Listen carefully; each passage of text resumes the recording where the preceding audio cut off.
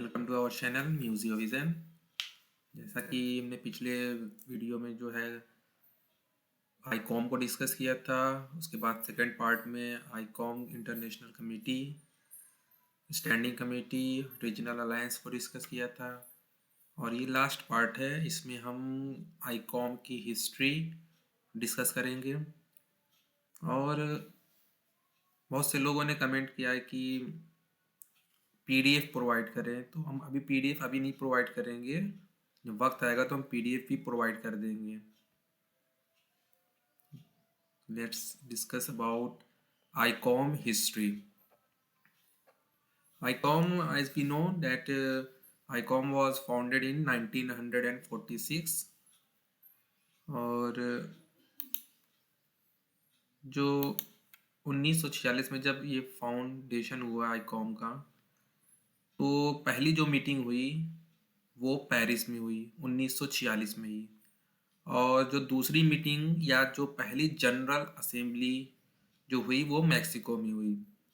Question इस पे पूछता है कि जनरल असेंबली कब कब हुई, फर्स्ट जनरल असेंबली कब हुई या फर्स्ट मीटिंग कब हुई। तो इसमें कंफ्यूजन होती है कि फर्स्ट मीटिंग कब हुई या फर्स्ट जनरल असेंबली कब कब हुई और कहाँ हुई।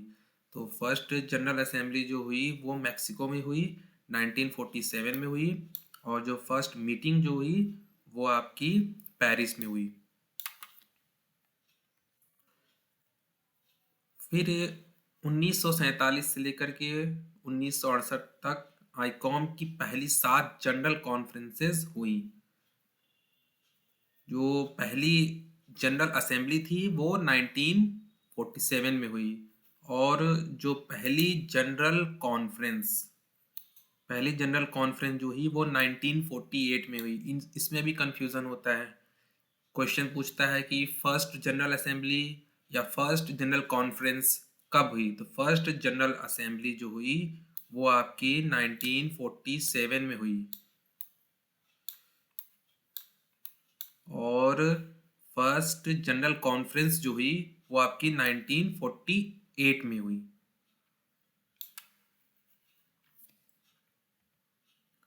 1968 से 1977 जो है वो क्राइसिस और ट्रांजिशन ईयर रहा आईकॉम के लिए।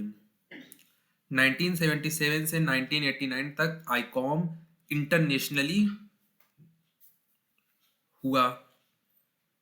1989 से 1996 तक एफिशिएंसी और यूनिवर्सलिटी हुई। 1996 से 2004 तक आईकॉम के लिए न्यू एरा एक्टिविटीज के तौर पे साबित हुआ। और 2004 से और प्रेजेंट टाइम में आईकॉम जो है एशिया तक फैल चुका है। आईकॉम जनरल कॉन्फ्रेंसेस, तो जो अभी आईकॉम की 26th जनरल कॉन्फ्रेंस होने वाली है वो आपकी 2022 में होगी। कहाँ पे? चेक रिपब्लिक में। 2022 में चेक रिपब्लिक में जो आईकॉम की आने वाली जनरल कॉन्फ्रेंस है वो होगी। ये 26th जनरल कॉन्फ्रेंस है। अगर इसको हम कहें कि जनरल असेंबली कौन सी है तो ये होगी आपकी 27th जनरल असेंबली हो जाएगी। और इसके लिए अभी थीम डिसाइड नहीं हुआ है कि इसकी थीम क्या होगी।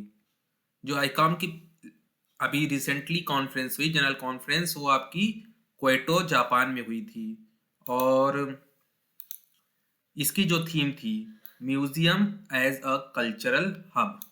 ये 25th जनरल कॉन्फ्रेंस थी, या इसको हम कहें 26th जनरल असेंबली। ये 2019 में हुई थी आपकी।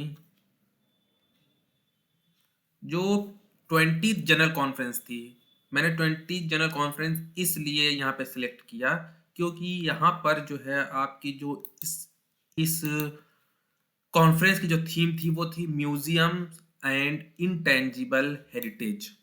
जो सियोल कोरिया में ये जनरल कॉन्फ्रेंस हुई थी, और इसका जो थीम था म्यूजियम्स एंड इंटेंजिबल हेरिटेज। इसी थीम की वजह से मैंने इस कॉन्फ्रेंस को जो है सिलेक्ट किया कि इसको बताऊं, क्योंकि ये इस थीम के बाद ही 2004 में ये आपकी जनरल कॉन्फ्रेंस हुई थी।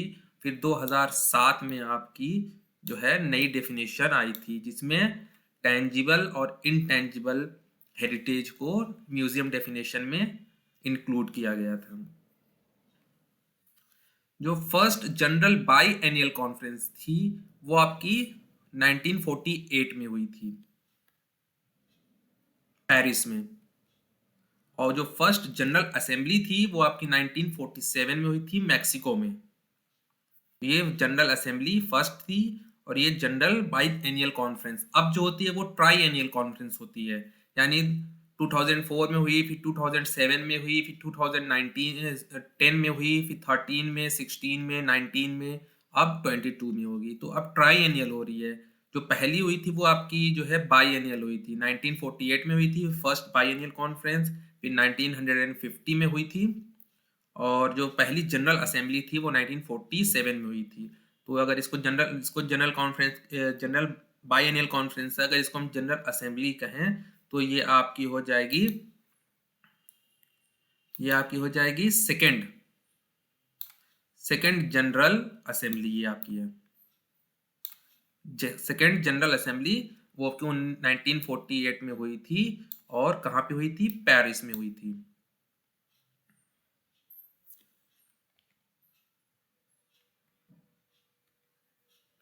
जो फर्स्ट मीटिंग मैंने आपको बताया था, फर्स्ट मीटिंग 1946 में हुई थी, पेरिस में हुई थी, जब आईकॉम फाउंड हुआ था। और इम्पोर्टेंट जो है वो है आपका आइकोमॉस, जिसको आपने नाम सुना होगा, आइकोमॉस का international council for museum, international council for monuments and sites, आइकोमॉस।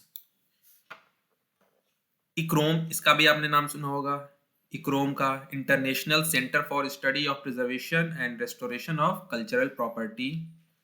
Then MINOM, international movement for new museology. अब हम बात करेंगे यहाँ पे आईकॉम की म्यूजियम्स डेफिनेशन की, म्यूजियम डेफिनेशन का डेवलपमेंट कैसे हुआ, और उसमें क्या क्या चीजें इंक्लूड की गई, क्या क्या चीजें हटाई गई। तो पहली जो म्यूजियम डेफिनेशन थी वो थी, the word museums includes all collections open to the public of artistic, technical, scientific, historical and और archaeological material, including zoos and botanical gardens, but excluding libraries except insofar as they maintain permanent exhibition room। तो जो पहले museum की definition थी उसमें libraries को जो है म्यूजियम डेफिनेशन में शामिल नहीं किया गया था, लाइब्रेरीज। लेकिन अगर जिस लाइब्रेरी में जो है कोई ऐसी परमानेंट एग्जीबिशन रूम है, उसको जो है म्यूजियम डेफिनेशन में शामिल किया गया है, म्यूजियम में शामिल किया गया है। दूसरी जो आई थी आपकी 51 में भी आई थी, और फिर उसके बाद 1961 में आई। 1961 में जो आई उसमें कहा गया कि जो म्यूजियम की डेफिनेशन है वो अब ये वाली नहीं, यानी कि इस डेफिनेशन को जो है अब हटा दिया गया, और ये नई डेफिनेशन लाया है। नई डेफिनेशन में इन्होंने कहा कि ICOM shall recognise as a museum any permanent institution which conserves and displays for a purpose of study, education, enjoyment, collection of objects of cultural or scientific significance। तो यहाँ पे देखिए स्टडी, एजुकेशन और enjoyment, यहाँ पे ये word नहीं था, लेकिन 1961 की जो डेफिनेशन है उसमें स्टडी, एजुकेशन और इंजॉयमेंट का भी वर्ड आ गया, और कलेक्शन जो था ऑल कलेक्शन था, यहाँ पे ऑल कलेक्शन। लेकिन यहाँ पे जो कलेक्शन है, collection of object of cultural और साइंटिफिक सिग्निफिकेंस, इन दोनों कलेक्शन की बात की गई है। फिर आपकी आई 1971 में। 1971 में जो है आपका डेफिनेशन की बताई गई, a museum is a non profit making permanent institution in the service of society and its development and open to the public, which acquires, conserves, researches, communicates and exhibits for purposes of study, education, enjoyment, material evidence of man and his environment।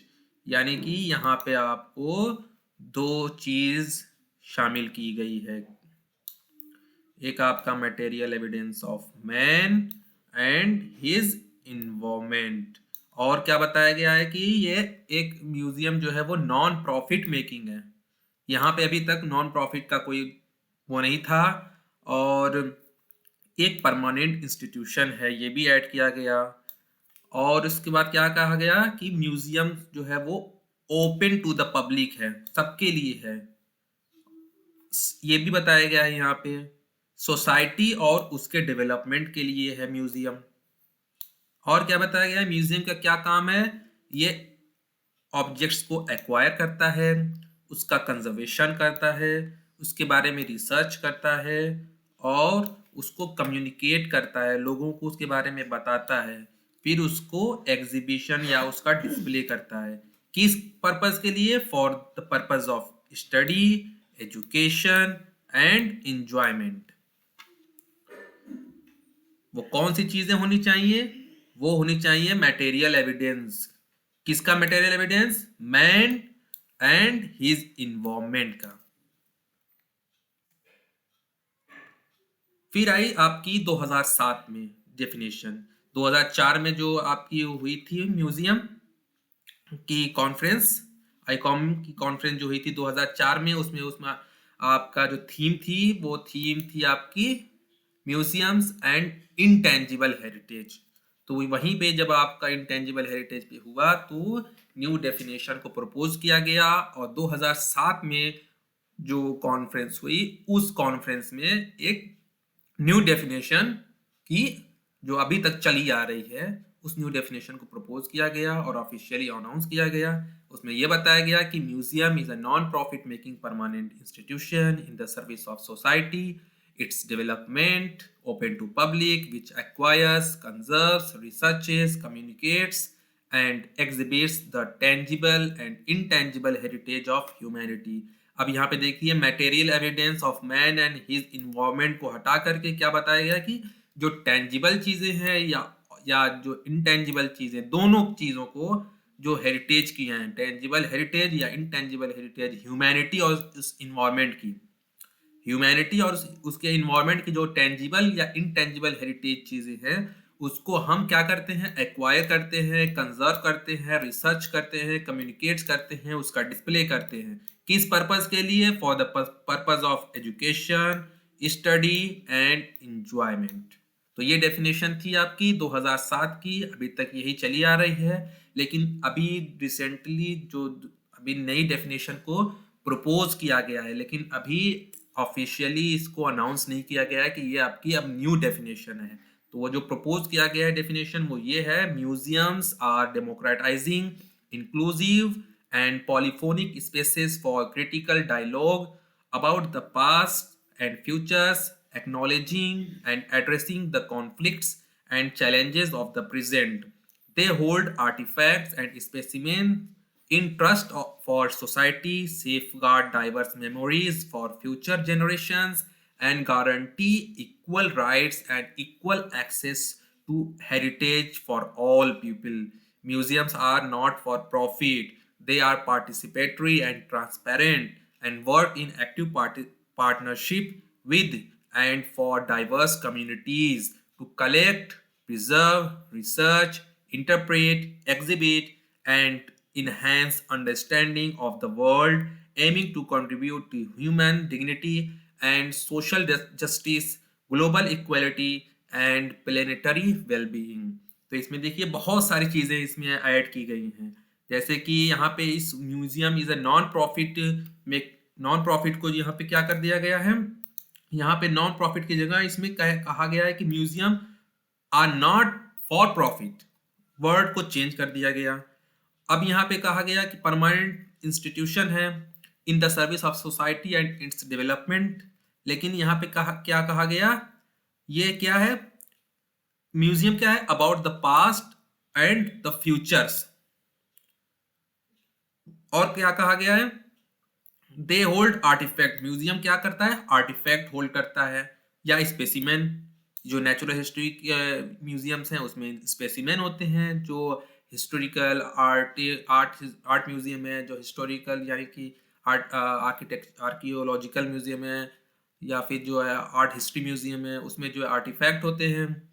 तो ये क्या कह रहा है कि artefact होते हैं museum में, स्पेसिमेंस होते हैं, इंटरेस्ट फॉर सोसाइटी, सोसाइटी के लिए, सेफ गार्ड करते हैं उन स्पेसिमेन, उन आर्टिफैक्ट का।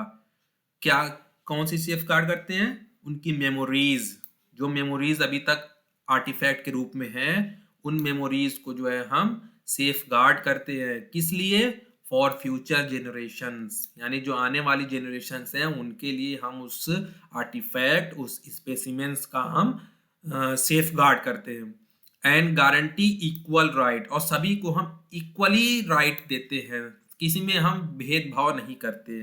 And equal access to heritage, और जो भी हेरिटेज हैं या म्यूजियम में जो ऑब्जेक्ट हैं हेरिटेज के, उनको हम इक्वली एक्सेस कर, सभी के लिए है, औरत, मर्द, बच्चे, बूढ़े, सभी के लिए है, सभी उसको एक्सेस करते हैं, सभी उसको आकर देख सकते हैं, फॉर ऑल पीपल।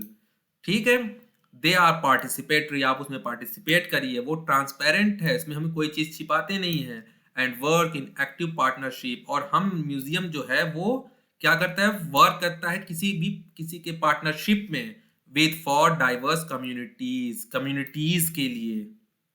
किसके लिए वर्क करते हैं? कम्युनिटीज के लिए। क्या करते हैं? कलेक्ट करते हैं, उसको प्रिजर्व करते हैं। यहाँ पे कंजर्व था, अब यहाँ पे आ गया प्रिजर्व। रिसर्च करते हैं, इंटरप्रेट करते हैं। यहाँ पे कम्युनिकेट था, अब यहाँ पे उस वर्ड को हमने, कम्युनिकेट को अब न्यू वर्ड में ट्रांसफॉर्म कर दिया, और उसको हमने इंटरप्रेट इसमें यूज किया गया। फिर exhibit and enhance understanding of the world, aiming to contribute human dignity and social justice, global equality and planetary well-being। तो ये सारी चीज़ें जो है वो म्यूजियम डेफिनेशन में शामिल की गई हैं, लेकिन अभी इसको जो है ऑफिशियली जो है वो अनाउंस नहीं किया गया है, लेकिन प्रपोज किया गया है कि अगर इसको अनाउंस करेंगे तो आने वाले जो 2022 में जो आपकी कॉन्फ्रेंस है उसमें हो सकता है इसको जो है अनाउंस किया जाए कि नई म्यूजियम की डेफिनेशन यही होगी। तो ये सारी चीजें हैं, मैं आपको एकदम पॉइंट टू पॉइंट बता रहा हूँ, आपको कोई भी चीजें जो है ज्यादा वो नहीं करनी है, आप इसको जो है नोट्स बनाते रहिए, पॉइंट टू पॉइंट जैसे इसमें लिखा हुआ है वैसे ही आप नोट्स बनाइए, आपको रिवीजन में बहुत ही आसानी होगी। एग्जाम के एक हफ्ते पहले आप इसको रिवाइज कर सकते हैं। बहुत ज्यादा डिटेल में नहीं है, पॉइंट टू पॉइंट है, ताकि आपको समझ में आ सके। फिर अब बात करते हैं म्यूजियोलॉजी की। तो इंडिया में म्यूजियोलॉजी कैसे आया? इंडिया में जो म्यूजियोलॉजी हुआ, तो फाउंडर ऑफ जो म्यूजियोलॉजी इन इंडिया, तो इंडिया में म्यूजियोलॉजी कौन लाया? वी.एल. देवकर। वी.एल. देवकर थे आपके बड़ौदा यूनिवर्सिटी के एक प्रोफेसर थे, उन्होंने म्यूजियोलॉजी को इंडिया में लेकर आए। फिर आपका है first survey of museums in India. India में जो पहला म्यूजियम का सर्वे किया गया वो मार्खम और हार्ग्रीव्स ने किया। कब किया? 1936 में इन्होंने ये सर्वे किया, और उस सर्वे में इन्होंने बहुत सारे म्यूजियम्स को कवर किया, और आज जो है 800 से ज्यादा म्यूजियम्स इंडिया में मौजूद हैं। 800 plus museums are present in India till today. Thanks very much, और इस चैनल को सब्सक्राइब करें। Thank you very much.